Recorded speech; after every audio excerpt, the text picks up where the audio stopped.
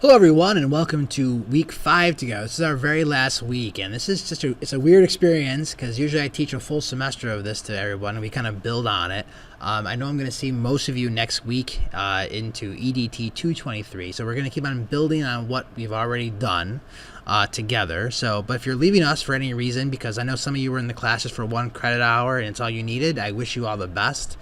Please reach out to me if you need anything as we wrap everything up.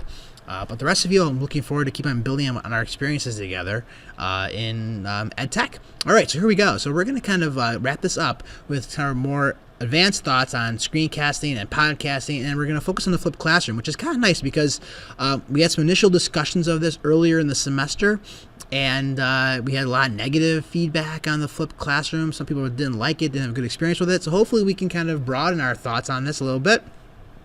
As we close out our time in this first session together. So everything is still in the Module 3 folder. We're going to do the same thing again. Text post to Schoology, video post to Flipgrid.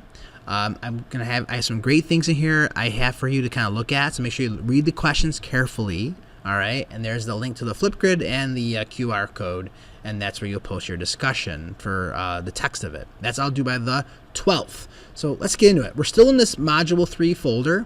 This is all the week 4 material, but I've used the week 5 action sheet as kind of like the divider, so everybody can kind of start from there and work your way down. So there's the week 5 action sheet. There's the discussion drop for your text of your discussion. So I have this great guide here that actually Schoology put together, the Definitive Flipped Learning Guide. Pretty neat, a lot of great ideas. This is a really good article by Samson Bergman. John Bergman is kind of like the guru of flipped learning. I know John actually very well. He teaches all over the world. We've actually worked together. We've offered seminars together. I've been in a few of John's books. He's used me as a case study on how to use flipped learning in a history classroom. So I know John. He's a great guy. He's got just a great intro article to flipped learning.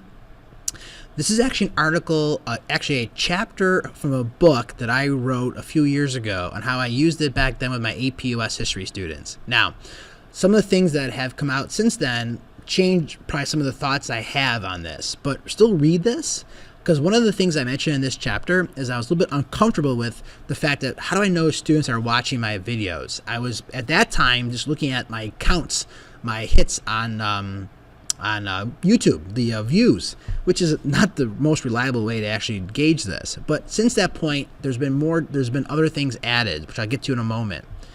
Great little link here to Flip Learning. This is another good little Flip Learning article. This is a Google Doc that I've made of all my advanced screencasting videos, so make sure you look at that.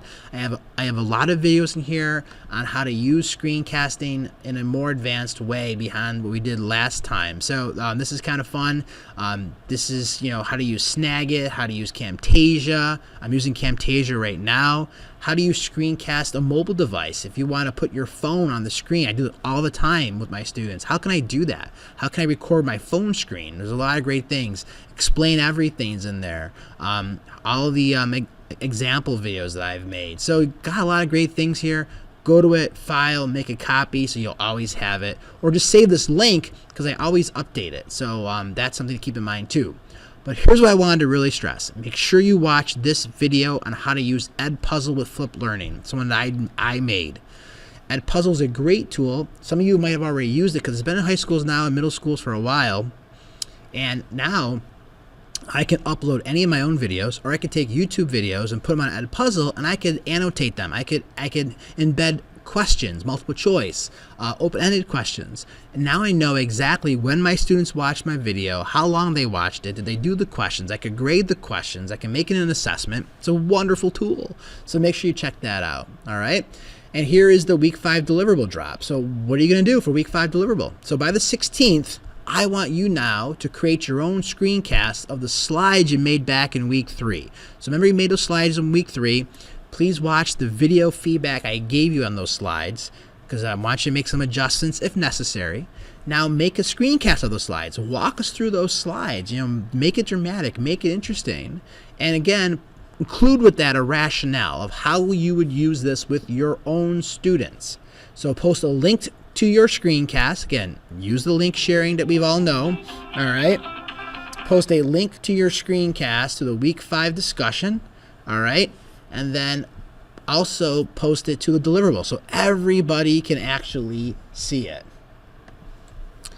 So again, I want to be able to have ability to view your screencast individually and separately, so I can give you some feedback there. So make sure you put it there as well. And also reply to other students' initial Flipgrid posts, right? Keep that conversation going. All right, so if you have any questions, please let me know. And have a great day. Take care. Bye-bye.